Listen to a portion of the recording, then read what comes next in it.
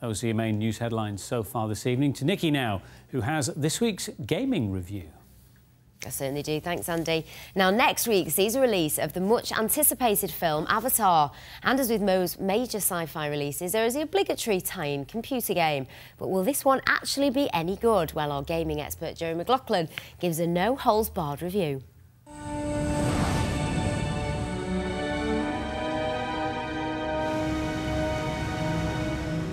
Movie tie-ins. Now, I think most people that play games know that more often than not, they ain't that great. There are some exceptions. Can't think of any off the top of my head. Chronicles of Riddick, that was quite good, not too bad. And Batman the Amiga was excellent. And Batman Returns on the SNES. Back to this, though. And as far as film releases go, you don't get much bigger than when James Cameron releases his first film for over 10 years. So to the game then, does it conform to type? Well, no, it doesn't. It isn't the worst game I've played this year, but it certainly is one of the most ordinary. And the biggest gripe is with the story and its characters. First, you pick your avatar. For your avatar in the game Avatar. You know when a word stops having any meaning, avatar. It sounds like cigarettes or something like that. Yeah, cock. Avatar. It's half the tar. Avatar. Yep, you have your choice of all the races in the world. Male, female, black, white, Asian, Hispanic, and of course, ginger. You're thrown into the middle of a conflict between humans and the indigenous Na'vi. When I say conflict, basically, what I mean is they've got it and we want it. They're one with nature and all that stuff, and we'll just murder the lot of them to get it. You set out on your first mission and end up being responsible for an airstrike killing lots of Na'vi, and it's at this stage that the most interesting point of the game happens. You're faced with a choice. Do I side with the natives, or do I stick with being a nasty planet-raping human? Will we ever learn?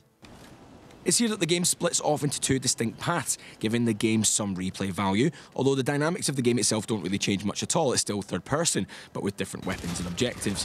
However, I doubt, seriously, that if you manage to finish one storyline, you'll actually be interested to go back and do the other. It just plods along with no real pace, or even at times, explanation. Go here, collect this, do that, shoot a few things along the way. None of it has any real gravitas. Speaking of gravity, here's the flying element to Avatar, which I think is supposed to be graceful and mercurial, and probably is if you're not playing it like a jackass.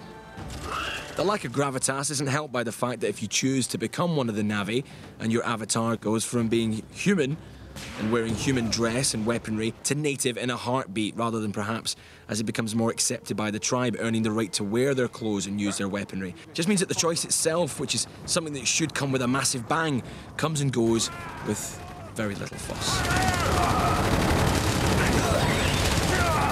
This ain't over, Ryder.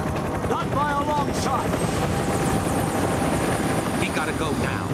I think the game, unfortunately, just seems to ooze apathy, which is a shame because I don't want it to be bad. I want it to be good. I want the film to be good. But it's probably not going to be, is it?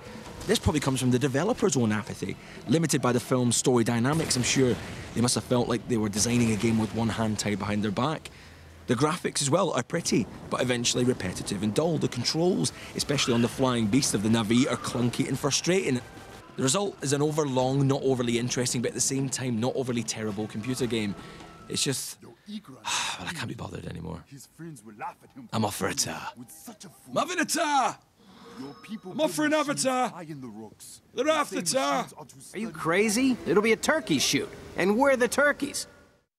Indeed, they're the turkeys. Now, here's a look at what's on in and around Greater Manchester this weekend.